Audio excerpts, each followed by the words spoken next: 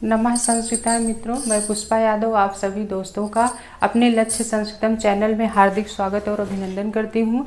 आज मैं आप लोगों को स्वर संधि में दूसरी संधि जो है गुण संधि का क्लास लेके आए हैं हम। तो इससे पहले हमने स्वर संधि में दीर्घ स्वर संधि पढ़ा। दीर्घ स्वर संधि का एक अपवाद जो था लृति सबड़े लरीवा और ऋति सबड़े लरीवा पढ़ा। आज हम गुण संधि में दूसरी संधि जो है गुण स्वर संधि, गुण संधि का हम लोग अध्ययन करेंगे। तो आइए चले हम अपने टॉपिक पे। तो गुण संधि में सबसे पहले हम पढ़ेंगे अदेंग गुणा। गुण संधि का जो सूत्र है, संज्ञा सूत्र जिसको कहते हैं अदेंग गुणा। अदेंग गुणा क्या है? ये गुण संधि का संज्ञा सूत्र है। संज्ञा सूत्र क्या कहता है? संज्ञा सूत्र कहता है कि गुण संज्ञा किसकी किसकी होती है। तो गुण संज्ञा अत एंग, अदेंग में अत और एंग है। अत का आ और एंग का ए ओ, यानी ह्रस्व आ ए और ओ की गुण संज्ञा होती है। अदेंग गुणा में सबसे पहले हम देखेंगे। अतेंग गुणा में दो शब्द हैं। अदेंग गुणा में दो शब्द हैं, एक अत है और एंग है।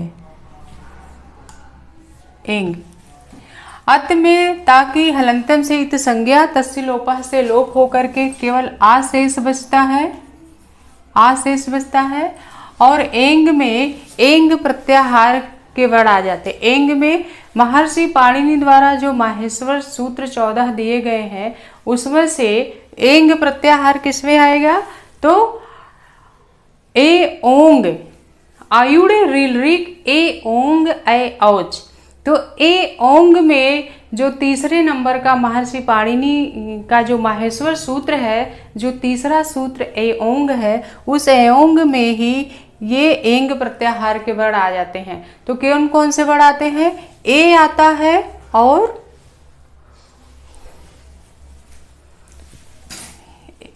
एंग में जो है आपका ए आएगा और ओ आता है, यानी ये ह्रस्व आ ए और ओ इतने वर्ण अदेंग में आते हैं। अदेंग गुणा यानी अत एंग गुणा। अत और एंग की क्या होती है? गुणा, गुण संज्ञा होती है। तो अत में क्या आएगा? ह्रस्व आ गया, एंग में ए और ओ, यानी ह्रस्व आ ए ओ की गुण संज्ञा होती है। तो ये हमारा कैसा सूत्र है? संज्ञा सूत्र है। अदेंग गुणा जो है संज्ञा सूत्र है। दोस्तों कभी पूछ लिया जाता है प्रश्न है जो ये पेपर में कि अदेंग गुणा कैसा सूत्र है? संज्ञा सूत्र है कि परिभाषा सूत्र है, नियम सूत्र है, विधि सूत्र है, कैसा सूत्र है? तो अदेंग गुणा हमारा संज्ञा सूत्र है। हम अपने जो है इसको दिमाग में बैठा लेंगे कि अदेंग गुणा हमारा संज्ञा सूत्र ही है। ये परिभाषा सूत्र नहीं है, विधि सूत्र नहीं है, नियम सूत्र नहीं है। ये कैसा सूत्र है? संज्ञा सूत्र है। ये केवल संज्ञा बताता है, नाम बताता है किसकी किसकी गुण संज्ञा होती है। आ की, ह्रस्व आ की, ए और ओ की गुण संज्ञा होती है, यानी इनका नाम ह्रस्व आ ए और ओ का नाम ही गुण है। इन्हीं को ह्रस्व आ ए और ओ को गुण कहा जाता है। तो ये अदेंग गुणा कैसा सूत्र हो गया? संज्ञा सूत्र। अब है आद गुणा। आद गुणा क्या है? परिभाषा सूत्र है, नियम सूत्र है। आद गुणा कैसा सूत्र है? परिभाषा सूत्र है, नियम सूत्र है। तो आद गुणा गुण संधि का जो है परिभाषा बताता है। तो क्या है गुण संधि की परिभाषा? तो गुण संधि की परिभाषा है, ये कह रहा है यदि ह्रस्व आ या दीर्घ आ के बाद, ये हमने लिख दिया है, यदि ह्रस्व आ या दीर्घ आ के बाद ह्रस्व ई या दीर्घ ई आवे तो दोनों के स्थान पर ए हो जाता है। यानी ह्रस्व आ आवे या दीर्घ आवे, उसके बाद ह्रस्व ई या दीर्घ ई आवे तो दोनों के स्थान पर ओ ए हो जाता है। फिर है यदि ह्रस्व आ या दीर्घ आ के बाद ह्रस्व उ या दीर्घ उ आवे तो दोनों वर्णों के स्थान पे क्या हो जाता है? ओ हो जाता है। और यदि ह्रस्व आ या दीर्घ आ के बाद री या दीर्घ री आवे तो दोनों के स्थान पर अर आदेश हो जाता है। और यदि ह्रस्व या दीर्घ आ के बाद री आवे तो दोनों वर्णों के स्थान पे क्या हो जाता है, अल आदेश हो जाता है। यह गुण संधि की परिभाषा है। जैसे यदि ह्रस्व आ या दीर्घ आ के बाद क्या आता है, ह्रस्व ई आए चाहे दीर्घ ई आए तो भी क्या हो जाएगा, ए आदेश हो जाएगा।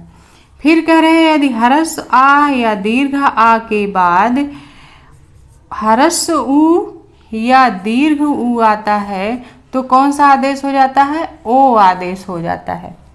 फिर है यदि ह्रस्व आ या दीर्घ आ के बाद क्या आता है, री आता है, री या दीर्घ री, तो क्या कौन सा आदेश हो जाता है, अर आदेश हो जाता है। और यदि ह्रस्व आ या दीर्घ आ के बाद री आए तो अल आदेश हो जाता है। यही गुण संधि की परिभाषा है। लरी का दीर्घ नहीं होता है, इसलिए लरी केवल लरी ही होता है। तो ये गुण संधि की क्या है, परिभाषा है। यदि ह्रस्व या दीर्घ आ के बाद ह्रस्व या दीर्घ ई आवे तो दोनों वर्णों के स्थान पर क्या हो जाता है, यानी आ और ई के स्थान पर ए आदेश होता है। और यदि ह्रस्व या दीर्घ आ के बाद उ आता है तो इन दोनों वर्णों के स्थान पे आ और उ के स्थान पे ओ आदेश हो जाता है। और ह्रस्व या दीर्घ आ के बाद यदि री या दीर्घ री आता है तो आ और री दोनों के स्थान पे कौन सा आदेश हो जाता है, अर आदेश होता है।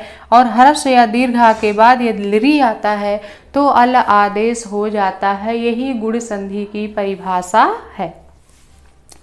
अब हम उदाहरण के द्वारा इसको समझेंगे। हम बाबूराम सक्सेना द्वारा लिखी गई जो संस्कृत व्याकरण प्रवेशिका है उसी के आधार पे हम जो हमारे टीजीटी के सिलेबस में है उसी के आधार पे हम यहाँ संधि प्रकरण का अध्ययन कर रहे हैं। तो अब हम समझेंगे कि ये उदाहरण द्वारा समझेंगे। तो हम सबसे पहले हम बाबूराम सक्सेना में जो उदाहरण दिया है उपेंद्र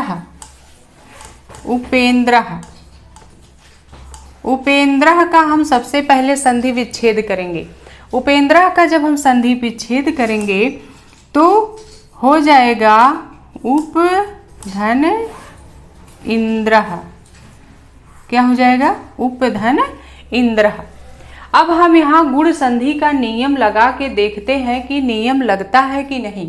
तो गुण संधि कहती है कि यदि ह्रस्व आ या दीर्घ आ के बाद ह्रस्व ई या दीर्घ ई आता है तो ए आदेश हो जाता है।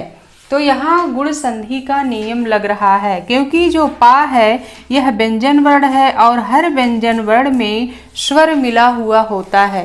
तो इस पा में क्या है, आ है। इस आ को निकाल लेते हैं और इंद्र का जो ई है ये निकाल लेते हैं। तो ह्रस्व आ धन ह्रस्व ई बराबर क्या हो जाएगा, ए हो जाएगा। यहाँ कौन सी संधि का नियम लग रहा है, गुण संधि का। मित्रों यहाँ गुण संधि का नियम लग रहा है तो आ और ई के स्थान पे जब ए आदेश हो जाएगा तो ये हमारा शब्द क्या बनेगा, उप के पा से जब आ निकल गया तो ये पा हलंत युक्त हो जाएगा।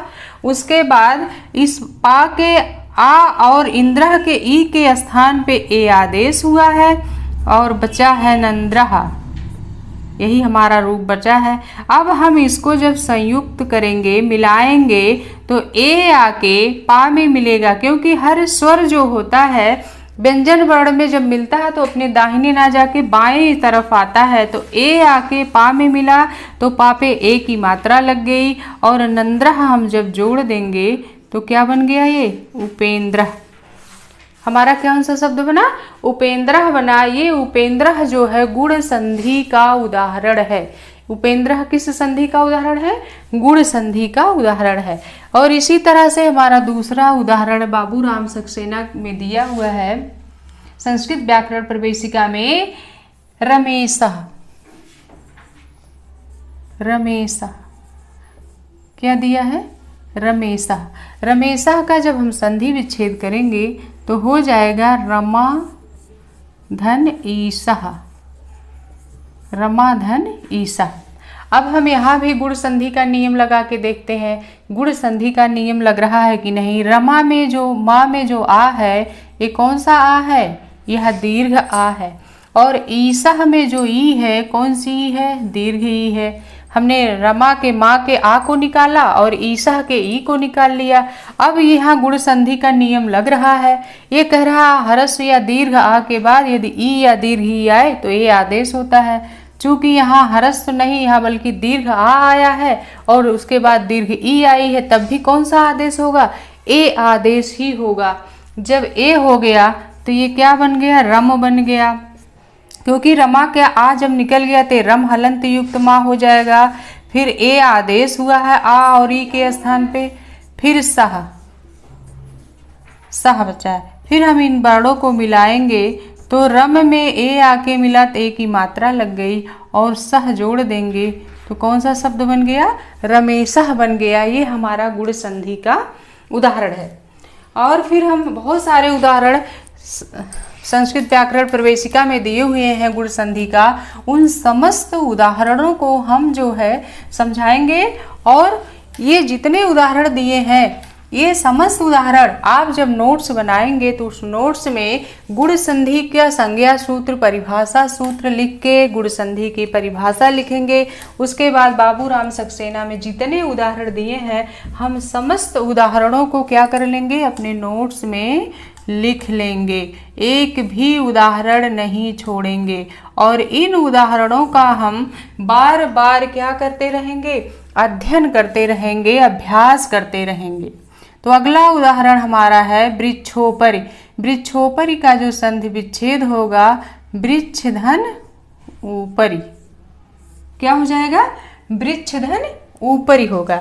वृक्ष के छा में क्या है, आ मिला हुआ है। उसके बाद ऊपरी में ऊ है। आ और ऊ के स्थान पे अब देखिए यहाँ कौन सा नियम लगेगा, यहाँ भी गुण संधि का नियम लग रहा है। गुण संधि कह रही है कि यदि आ या दीर्घ आ के बाद यदि ह्रस्व या ऊ या दीर्घ ऊ आता है तो उनके स्थान पे ओ आदेश हो जाता है। तो ये यहाँ हमारा गुण संधि का नियम लग रहा है। क्योंकि वृक्ष के छा में आ है, उसके बाद ऊपरी का ऊ है, आ और ऊ दोनों वर्ण आए हैं, तो यहाँ कौन सी संधि लग जाएगी, गुण संधि। तो आ और ऊ आया है, इसलिए कौन सा आदेश हो जाएगा, ओ आदेश हो जाएगा। जब वो आदेश हो जाएगा तो वृक्ष के छा से जब आ निकला तो हलंत युक्त छा हो जाएगा। फिर आ और ऊ के स्थान पे ओ आदेश हो गया है। फिर परि शब्द बचा है। फिर हम इन वर्णों को मिलाएंगे तो वृक्ष ओ आके छा में मिला तो ओ की मात्रा लग गई, परि शब्द जोड़ देंगे तो क्या बन गया, वृक्षोपरि बन गया। ये भी हमारा गुण संधि का उदाहरण है। फिर अगला उदाहरण है गंगोदकम। अगला उदाहरण क्या है हमारा, गंगोदकम। अगला उदाहरण हमारा है गंगोदकम। गंगोदकम ऐसे लिखा जाता है या ऐसे लिख दीजिए इसको, जैसे कि बाबूराम सक्सेना में लिखा हम ऐसे ही लिख दे, दोनों सही है। ऐसे गा लिख के गा, ऐसे, ये भी सही है वो भी सही है, दोनों रूप सही है गंगोदकम का। तो गंगोदकम का जब हम संधि विच्छेद करेंगे तो गंगा, गंगा धन क्या हो जाएगा, उदकम हो जाएगा। गंगा धन उदकम, गंगा धन उदकम। ये गंगा ऐसे भी लिख सकते हैं, नहीं तो ऐसे भी लिख सकते हैं, गंगा ऐसे भी लिख सकते हैं, गंगा धन उदकम।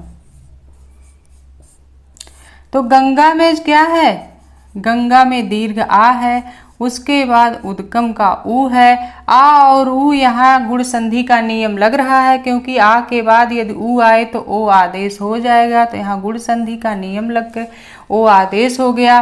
तो ये हमारा रूप क्या बन गया, गंग हुआ, क्योंकि गंग के का जो आ है वो निकल गया है।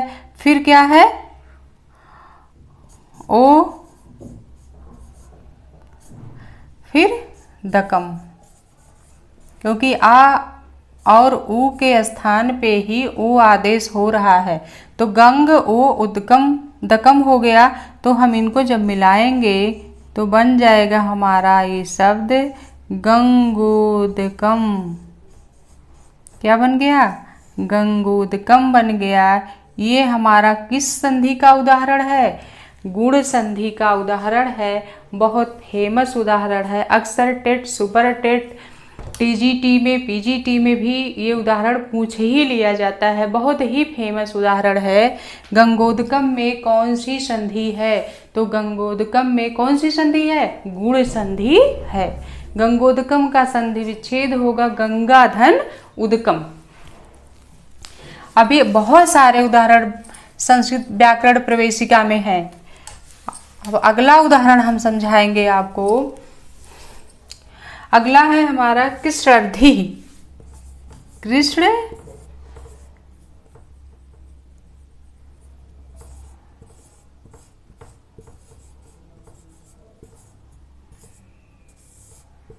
कृष्णर्धि। कृष्णर्धि में कौन सी संधि है? कृष्णर्धि का संधि विच्छेद क्या होगा? कृष्णर्धि का संधि विच्छेद हो जाएगा कृष्ण धन रिद्धि। कृष्ण धन रिद्धि हो जाएगा कृष्णर्धि का संधि विच्छेद। तो यहाँ आप देखते हैं गुण संधि का नियम लग रहा है कि नहीं? तो कृष्ण के ड़ा में क्या है? आ है, क्योंकि ड़ा व्यंजन वर्ण है तो ड़ा में आ मिला हुआ, आ को हमने निकाल लिया। रिद्धि का री निकाल लेते हैं। आ और री, यहाँ गुण संधि का नियम लग रहा है, क्योंकि गुण संधि कहता है यदि हर्ष या दीर्घ आ के बाद री या दीर्घ री आए तो कौन सा आदेश होगा? अर आदेश हो जाएगा। जब यहाँ आ और री के स्थान पे, इन दोनों वर्णों के स्थान पे कौन सा आदेश हो गया? अर आदेश हो गया। तो हमारा ये शब्द क्या बन गया? कृष्ण। कृष्ण के ड़ा से आ निकल गया तो हलंत युक्त ड़ा हो गया। फिर आ और री दोनों के स्थान पे अर आदेश हो गया है। फिर धी बचा हुआ है, ये धी। अब इनको हम जोड़ेंगे तो जोड़ देते हैं तो बन जाएगा शब्द हमारा कृष्ण। में आ के जुड़ा तो पूरा ड़ा हो गया, हलंत हट जाएगा। और धी जोड़ेंगे धी, और जो ये रा है ये व्यंजन वर्ण से जाके मिलेगा तो ये रेफ जो है ये ऊर्ध हो जाता है, ऊपर धा के ऊपर लग जाएगा। तो क्या बन गया? कृष्णर्धि बन गया। क्या बना? कृष्णर्धि बन गया। ये हमारा किस संधि का उदाहरण है? गुण संधि का उदाहरण है।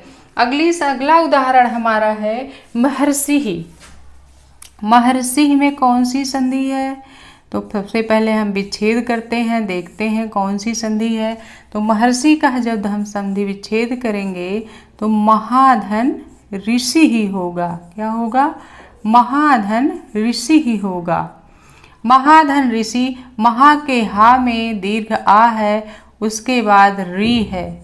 आ और री, यहाँ भी गुण संधि का नियम लग रहा है। यदि हर्ष या दीर्घ आ के बाद री या दीर्घ री आए तो कौन सा आदेश हो जाएगा? अर आदेश हो जाता है। अब हमारा ये शब्द क्या बन गया? मह बन गया। हा हलंत युक्त हो जाएगा। उसके बाद इन दोनों वर्णों के स्थान पे अर हुआ है तो हमारा लिख देंगे। फिर क्या है? सिंह बचा है, सिंह। अब हम जोड़ेंगे वर्णों को तो महर आ हा में मिल गया तो मह हो गया, और रा अपने सा बाद वाले वर्ण के ऊपर चढ़ता है, सर पे जाके बैठ जाता है तो क्या हो जाएगा? महर्षि। क्योंकि रा के बाद व्यंजन वर्ण हो तो वो रा अपने व्यंजन वर्ण के सर पे बैठ जाता है, तो ऊपर जाके रेफ जो है ऊपर ऊर्ध्व रा के रूप में वहाँ विराजमान हो गया। तो ये शब्द बन गया क्या? महर्षि ही। महर्षि में कौन सी संधि है? गुण संधि है। अक्सर ये संधि, ये उदाहरण कृष्णर्धि महर्षि बहुत ही इम्पॉर्टेंट उदाहरण है। अक्सर ये पूछा जाता है सभी परीक्षाओं में, चाहे टीजीटी हो, पीजीटी हो, टेट हो, सुपर टेट हो, सब में जो है, सी टेट हो, सब में ये पूछा जाता है। तो इस महर्षि में कौन सी संधि हमारी है? तो गुण संधि है। और कौन से उदाहरण हमें हमारी बुक में है? और है तवलकारः। लरी का उदाहरण इसी तरह से लरी का है, लरी का उदाहरण है। अब लरी बचा हुआ है कि हरस या दीर्घ आ के बाद यदि लरी आता है तो अल आदेश कैसे होता है? तो हमारा शब्द है तवलकारः। क्या है? तवलकारः। तवलकारः का जब हम संधि विच्छेद करेंगे तो संधि विच्छेद इसका हो जाएगा तवधन लृकारः। क्या हो जाएगा? तवधन लृकारः। अब हम यहाँ देखेंगे गुण संधि का नियम लगा के देखते हैं कि गुण संधि का नियम लगता है कि नहीं। तो तव में जो वा है लास्ट का वर्ण, इस वा में क्या है? आ है, क्योंकि वा व्यंजन वर्ण है। हर व्यंजन वर्ण में स्वर मिला होता है, इसलिए वा में व्यंजन वर्ण जो है स्वर आ है, उसके बाद री है। अब यहाँ गुण संधि का नियम देख के लगाते हैं लगता है कि नहीं। तो यहाँ दिया है यदि हरस या दीर्घ के बाद री आवे तो कौन सा आदेश होता है? अल आदेश होता है। तो यहाँ हरस आ आया है, उसके बाद री आया है, तो यहाँ गुण संधि का नियम लग रहा है। जब गुण संधि का नियम लग रहा है तो आ और री के स्थान पे कौन सा आदेश हो जाएगा? अल आदेश हो जाता है। फिर हमारा ये शब्द ता में से वा में से जब आ निकल गया तो हलंत युक्त वा हो गया। फिर आ और री इन दोनों वर्णों के स्थान पे अल आदेश हो गया है। फिर कारः शब्द बचा हुआ है। क्या बचा है? कारः। अब हम वर्णों को जोड़ देंगे, मिला देंगे। ता वा आ के वा में मिला तो पूर्ण आ वा हो गया, हलंत हट गया। और ये ला है तो हम ला को आधा लिखेंगे और कारः शब्द जोड़ देंगे तो क्या बन गया? तवलकारः। क्योंकि व्यंजन वर्ण जब बीच में आया है तो हम व्यंजन को आधा लिख देंगे, क्योंकि ये ला हलंत युक्त है। हलंत का मतलब ये आधा ला है, तो इस आधे ला को हम इस तरह से लिख के शब्द हमारा बन जाएगा तवलकारः। तवलकारः में कौन सी संधि है? तो तवलकारः में गुण संधि है।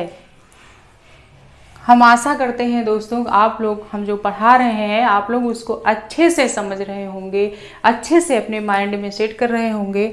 और जैसे हमने परिभाषा इसकी बताई है, जैसे हमने परिभाषा इसका लिखा है, वैसे आप अपने नोट्स में परिभाषाओं को गुण संधि की जो परिभाषा है इसको लिखेंगे। और समस्त उदाहरण जितने उदाहरण हैं बाबूराम सक्सेना में गुण संधि के, उस गुण संधि के उदाहरणों को आप एक जगह नोट करते चलेंगे। और बाबूराम सक्सेना स्पेशली टीजीटी के लिए तो बाबूराम सक्सेना के अतिरिक्त कुछ पूछता ही नहीं है। बाबूराम सक्सेना में संधि में चाहे दीर्घ स्वर संधि हो, गुण हो, वृद्धि हो, यड़ हो, अयादि हो, चाहे जो संधि है, उस संधि में जितने उदाहरण दिए हुए हैं उन समस्त उदाहरणों को आप अपने नोट्स में लिखते जाएंगे और उन्हें याद कर लेंगे, क्योंकि वही उदाहरण ही पूछता है और अलग से या बाहर से और किताबों से उदाहरण कभी नहीं पूछता है। तो संधि प्रकरण में जितने उदाहरण हैं आपके बाबूराम सक्सेना में टीजीटी वालों के लिए, वो समस्त उदाहरण आप एक जगह कर लेंगे। और इसके अतिरिक्त भी आप और ज़्यादा पढ़ना चाहते हैं तो गुण संधि के जहाँ जहाँ भी इस तरह से गुण संधि का नियम लग रहा है, जो उदाहरण जितने मिलते जाएं आप उनको एक जगह लिखते जाइए। गुण संधि के जितने उदाहरण हैं सब एक जगह, जितनी ज़्यादा मात्रा में आप इकट्ठा कर लेंगे आपके लिए उतना ही बेहतर होगा, उतना ही अच्छा होगा। तो आपके ऊपर है, आपकी क्षमता के ऊपर है। फिर अगला है हमारा एक संधि और है, उदाहरण है गगनोर्ध्वम। गगनोर्ध्वम हम एक उदाहरण और बता देते हैं। गगनोर्ध्वम, गगनो क्या दिया है? गगनोर्ध्वम दिया है। गगनोर्ध्वम, गगनोर्ध्वम में कौन सी संधि है? तो सबसे पहले हम गगनोर्ध्वम का संधि विच्छेद करेंगे। तो गगन, गगन धन ऊर्ध्वम हो जाएगा। क्या हो जाएगा? ऊर्ध्वम। गगन धन ऊर्ध्वम हो जाएगा। गगनोर्ध्वम का संधि विच्छेद यहाँ दीर्घ हो जाएगा। गगनोर्ध्वम में गगन धन ऊर्ध्वम, गगन के नाम में क्या है? आ है। उसके बाद ऊर्ध्वम का दीर्घ ऊ है। आ और ऊ यहाँ गुण संधि का नियम लग रहा है कि आ या हरस या दीर्घ के बाद हरस या दीर्घ आवे तो कौन सा आदेश हो जाता है? ओ आदेश हो जाता है। तो गगन के जब ना से आ निकल गया तो ना हलंत युक्त हो गया, और इस आ और ऊ के स्थान पे ओ आदेश हो गया है। इन दोनों वर्णों के स्थान पे कौन सा आदेश हो गया है? ओ आदेश हो गया है। और क्या बचा है? ध्वम।